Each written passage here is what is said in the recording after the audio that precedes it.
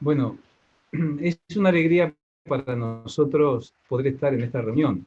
Ustedes saben que para nosotros la Patagonia tiene un sabor muy particular. A través de tantos años hemos conocido a tantos queridos hermanos. Algunos están presentes allí en esta reunión. Dios nos ha ayudado, pero también nos ha modelado y hemos aprendido y hemos crecido compartiendo la dura tarea que llevan adelante en ese territorio que a veces se torna un poquito hostil. Yo recuerdo la primera vez que fui a la Patagonia, tenía 12 años, bajé de un 2500 y casi me corta la mano la puerta cerrada por el viento que corría con ímpetu. Así que conozco un poco cómo es esta historia. Yo les traigo en esta oportunidad algunas ideas con respecto a cómo debe ser nuestra actitud frente a las cosas que podemos y no podemos hacer en este tiempo tan particular. Mire, en primer lugar, vamos a mirar Filipenses capítulo 2, versículo número 2. Allí el texto de la Biblia dice: completad mi gozo sintiendo lo mismo, teniendo el mismo amor, unánimes, sintiendo una misma cosa. Así que en el inicio nosotros vamos a pensar en esto de que nuestro trabajo debe prolongarse hasta concluir. Mire, en muchas oportunidades en mi vida me he encontrado en la disyuntiva de comenzar algo con mucho entusiasmo, desarrollarlo con interés y no llevarlo a cabo. Así que, querido hermano, es importante que coloquemos nuestra mente en este tiempo en que, a pesar de las dificultades, tenemos que seguir haciendo aquello que Él nos ha mostrado. ¿Qué nos dice ese texto? Entre otras cosas, que el gozo del siervo se completa estimulado por las obras recíprocas de amor. Así que si una de las cuestiones que tenemos que enfrentar en este y en cualquier otro tiempo es que necesitamos tener gozo en el corazón, vamos a imaginarnos que no se va porque somos indolentes, que no se va porque nosotros no cometemos pecado, pero hay una manera de estimular, de que esto se expanda, de que esto crezca. El apóstol allí está diciendo: hay una parte en mi corazón que necesita una cuota adicional de gozo que surge solamente cuando observo, cuando experimento en carne propia el gesto cariñoso de mis hermanos en la fe y cuando puedo observar que ellos se aman de esta forma. En tiempos de dificultad y en tiempos de bonanza nos llena el corazón de gozo cuando experimentamos en carne propia que se interesan sinceramente en nuestra vida o tenemos la oportunidad de hacer algo por los demás. Usted recuerda que el libro de los Hechos dice que más bienaventurada cosa es dar que recibir. Mire, sentimos gozo en el corazón cuando podemos hacer algo por alguien. Durante muchos años usted habrá analizado allí entre líneas en el trabajo, en el hogar de niños y en otros sitios, hemos sentido alegría en el corazón cuando hemos podido comprobar con nuestros propios ojos el amor de nuestros hermanos en la fe y el trato recíproco de cariño que ellos se tienen. Segundo texto, primera de Tesalonicenses 3:10.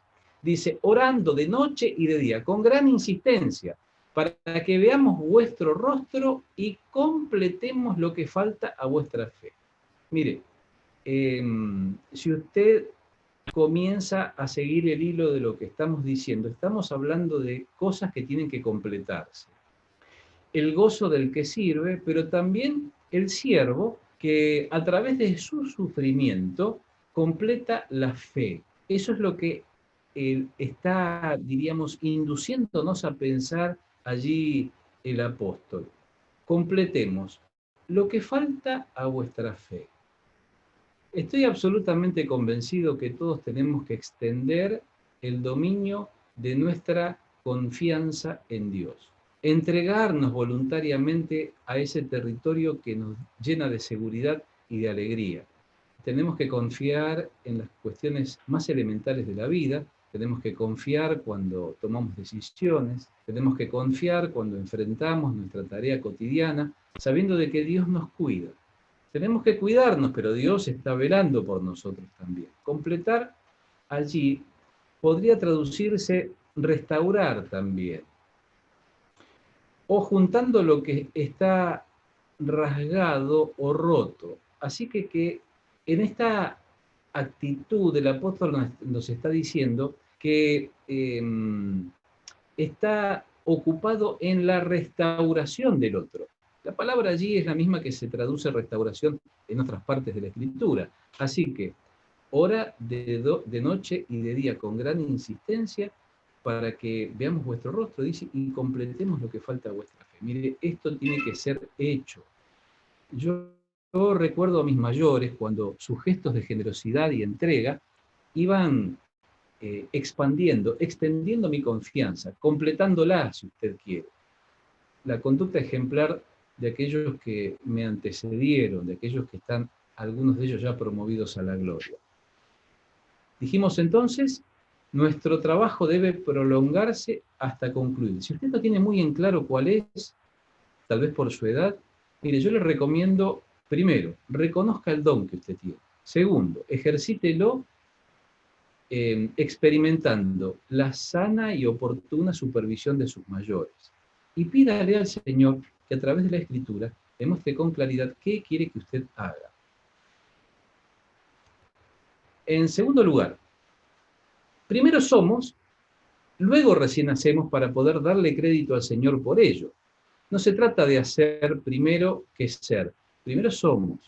Mire, yo recuerdo que mis mayores insistían con este concepto. Para hacer algo en la iglesia tenés que ser un hijo de Dios.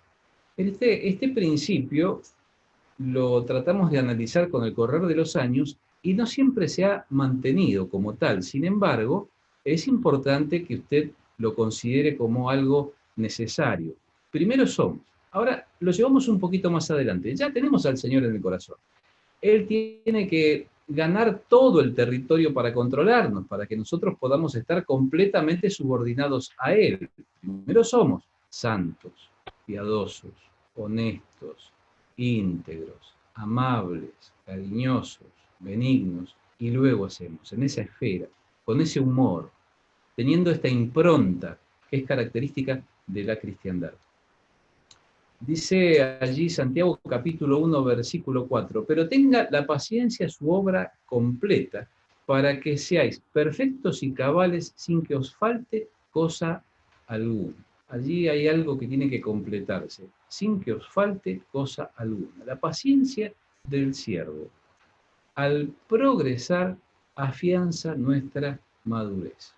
Cuando encontramos hombres y mujeres de Dios que con paciencia realizan su labor, nosotros nos sentimos impulsados a imitarles, por lo tanto maduramos. Nos damos cuenta que en algún momento en el futuro nosotros tendremos que hacer lo mismo que ellos hicieron en el pasado.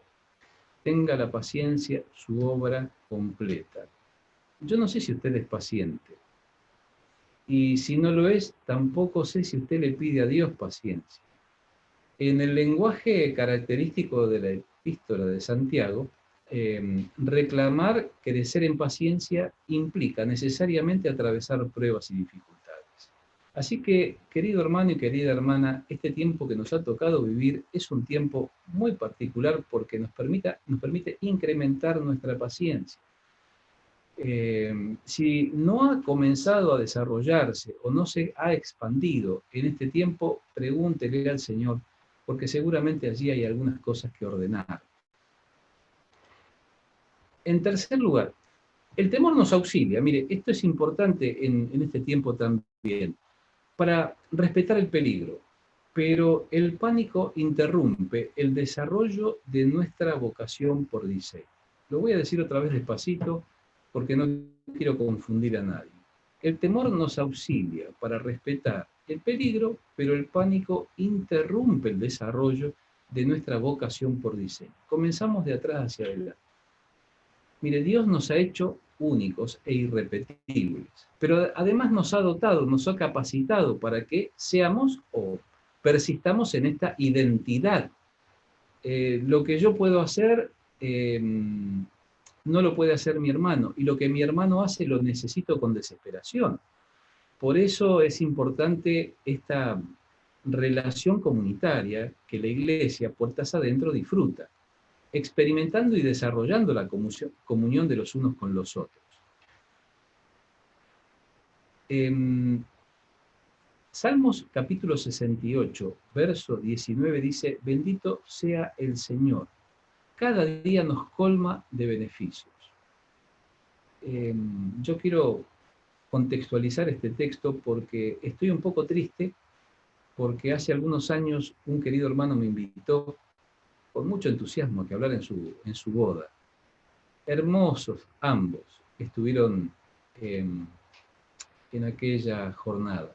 Y yo muy nervioso para poder encontrar las palabras apropiadas para sellar ese compromiso delante de Dios. ¿Imagina usted? Pues bien, mi querido hermano contrajo esta enfermedad y después de batallar y de lucharla, no pudo y falleció con sus 30 años. Y Dios nos colma de beneficios.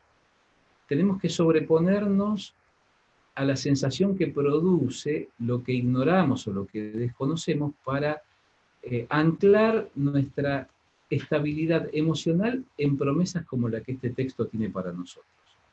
Mire, allí en el original, colma de beneficios, puede traducirse como que nos ayuda a resistir algo desagradable. Nos ayuda a resistir algo desagradable. La esposa de este querido hermano, luego de esta experiencia desgarradora, envió un saludo cariñoso a muchos que estaban orando por ella. Mira, ese texto se comprueba en las expresiones del corazón desgarrado de mi querida hermana. Él, entonces, nos ayuda a resistir algo desagradable o difícil. Así es Dios con nosotros. El Salmo 138 dice: Jehová cumplirá su propósito en mí. Tu misericordia, Jehová, es para siempre. No desampares la obra de tu mano. Dios tiene un propósito para cada uno de nosotros. Y tenemos que agotar ese propósito. Es decir, reconociendo claramente nuestra identidad, cuáles son nuestras capacidades y qué nos ha mandado a hacer, hacerlo, sin que las circunstancias inhiban esto que forma parte de nuestra responsabilidad. Señor Jesús, lo veremos en un instante, tenía algo para hacer. La obra de Dios, su Padre, para él era como su comida. Y cuando endureció su rostro, fue a la ciudad en donde iba a ser martirizado. Dice allí el punto siguiente: no es un trabajo a destajo. ¿Por qué digo esto? Mire, hay alguna limitación para que nosotros podamos hacer exactamente las mismas cosas que hicimos. En la obra misionera existen también en el presente alguna limitación, pero no estamos completamente limitados porque la palabra de Dios no está cautiva, no está presa de esta coyuntura social que tiene distintos orígenes. ¿Por qué? Porque Dios es todopoderoso. Así que Dios sigue añadiendo a su iglesia a aquellos que han de ser salvos. Dios sigue produciendo crecimiento en el corazón de aquellos que se disponen a aprender y a crecer como producto de ese desarrollo intelectual y espiritual. No es un trabajo a destajo. Mire, cuando nos involucramos en las labores de la iglesia local y, digamos, estamos sumergidos en una batahola de actividades, a veces nosotros nos cansamos, nuestro cuerpo nos pide un poco de tranquilidad, porque hacemos demasiadas cosas dentro del círculo y no nos queda mucha energía para lo cotidiano, para interactuar con nuestros compañeros de trabajo, para compartir la vida con nuestros compañeros de estudios, para hablar con aquellas personas que nos prestan un servicio, incluso aquellos que nos venden los productos que son necesarios para la vida. Este es un tiempo para que usted imprima energía en el trato individual con personas que están cerca.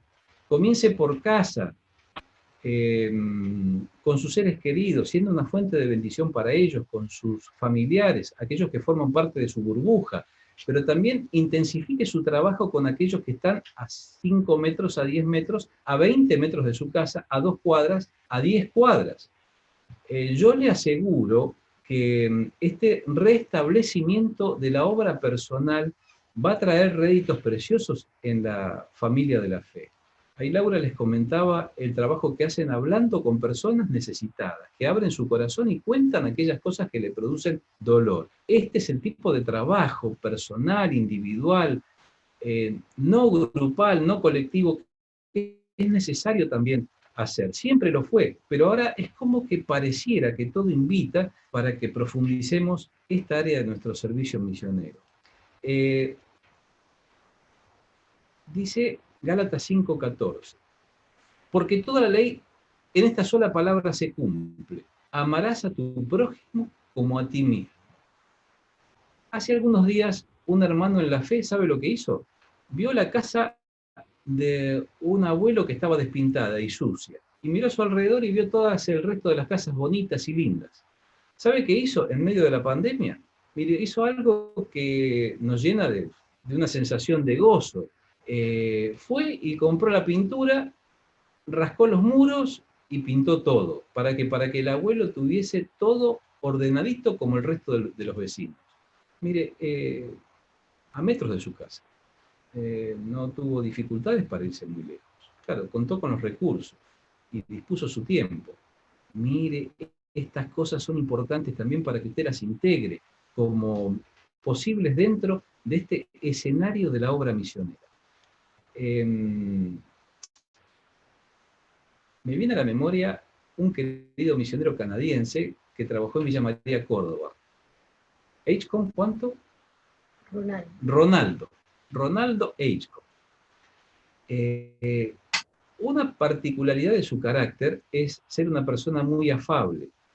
Entre todas las cosas que hizo dentro de la obra misionera, evangelizó a marinos en el puerto. Predicó y aprendió el evangelio hablando el castellano en una panadería. Y evangelizó al dueño de un restaurante. ¿Cómo lo evangelizó? Un día le dice: mira, tienes las paredes despintadas, estaría muy bueno de ordenar un poquito esto. Sí, lo que pasa es que no puedo. ¿Sabe qué hizo el misionero? Ronaldo fue con seguramente la escalera, el rodillo, la pintura, y se dedicó a pintar esa pared. Usted dirá, ¿qué tiene que ver esto con la obra misionera? Tiene mucho que ver, porque ese fue el puente que permitió que Ronaldo pudiese avanzar sobre la frontera de esa enorme cantidad de prejuicios que este hombre tenía para confiar en Jesucristo. ¿Sabe qué hizo pintando? Demolió los prejuicios. ¿Sabe qué hizo siendo amable, gentil y generoso? Generó la oportunidad para poder predicar el Evangelio. Los misioneros no podemos andar por la vida pintando departamentos ni haciendo todo este tipo de cosas, pero cuando el Espíritu Santo te pone frente a una necesidad de estas características, es una buena manera de hacerlo. No es una cuestión de incrementar la escala de nuestras oportunidades. No es que tenemos que hacer más y que estamos inhibidos porque no podemos ver grandes convocatorias. Muy por el contrario, si nos enfocamos correctamente, vamos a poder darnos cuenta el enorme potencial evangelizador que tiene esta coyuntura. El corazón de las personas está dispuesto para que le hablen de Dios.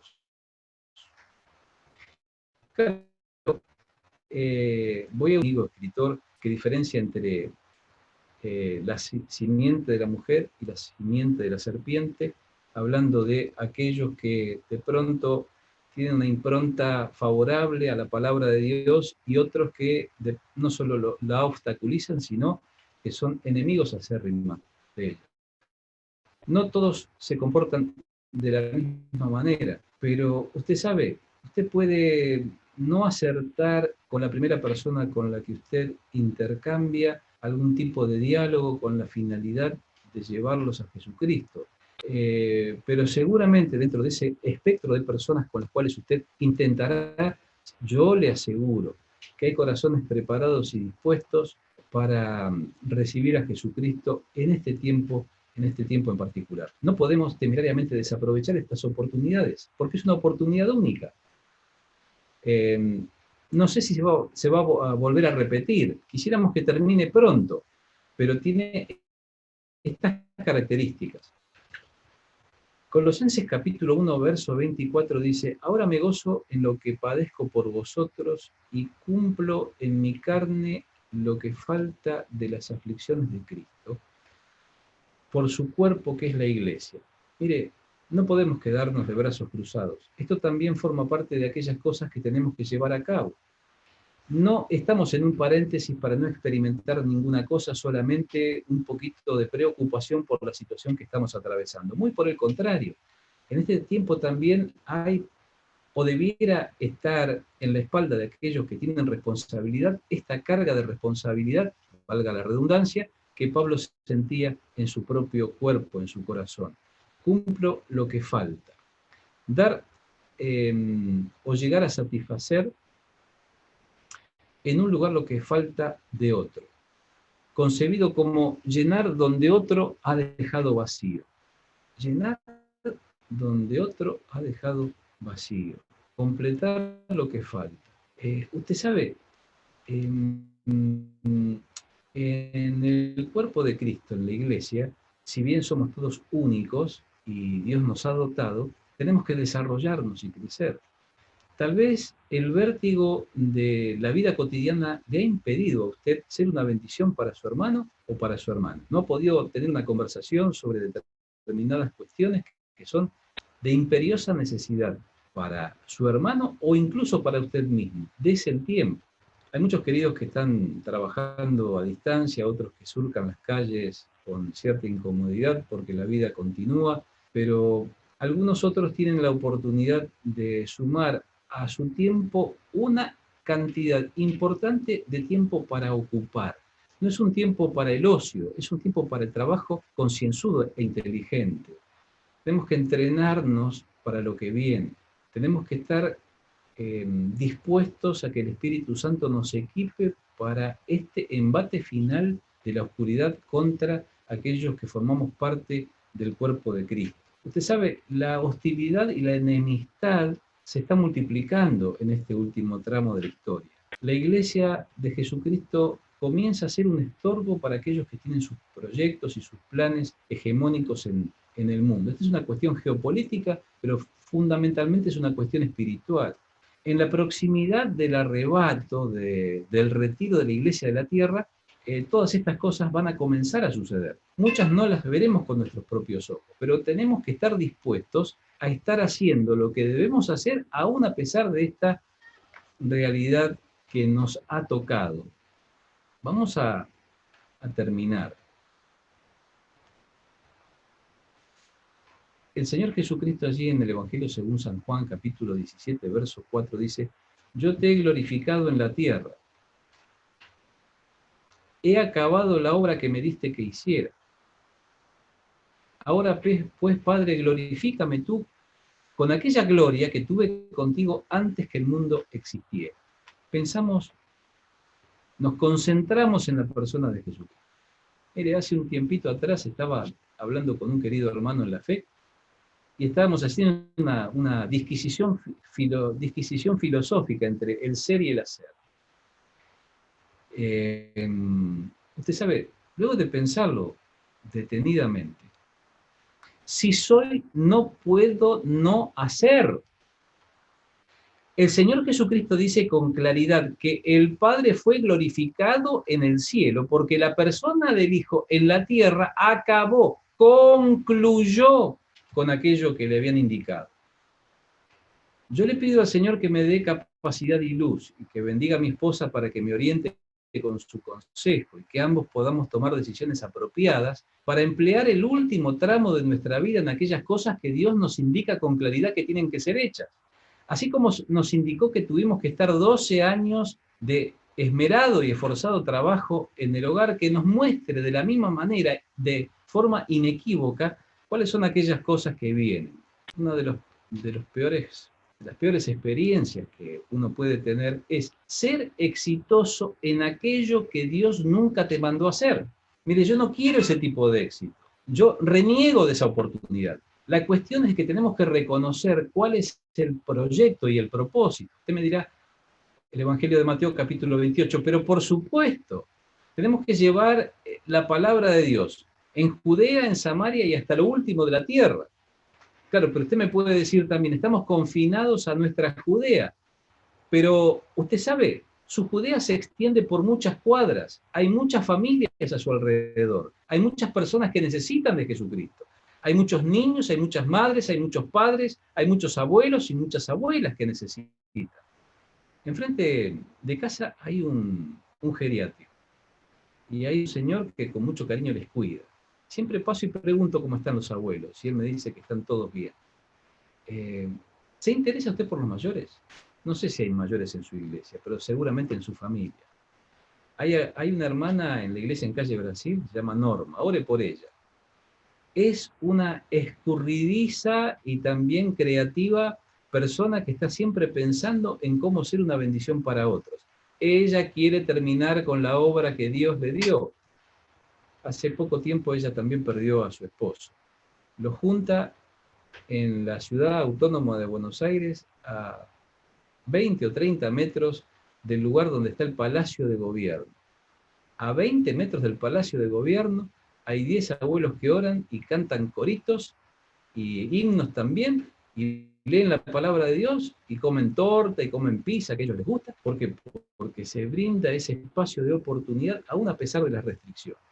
Que el Señor te bendiga, querido hermano, que el Señor te bendiga, querida hermana, que podamos sentirnos acompañados, fortalecidos, respetados, valorados, no solamente por aquellos que están a nuestro alrededor, sino también que sintamos en lo profundo el aprecio que Dios nos tiene y cómo Él invierte sus recursos en cuidarnos.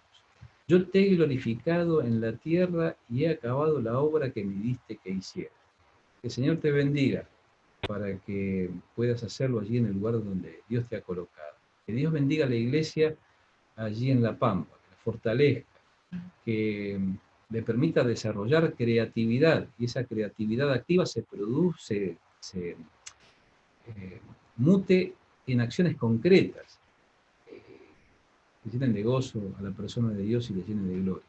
Que así sea para su gloria y para su honra. Que Dios bendiga su palabra.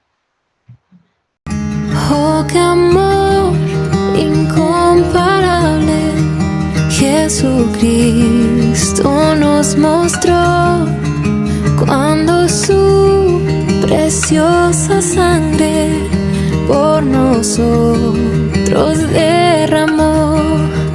De su amor, ¿quién no recuerda?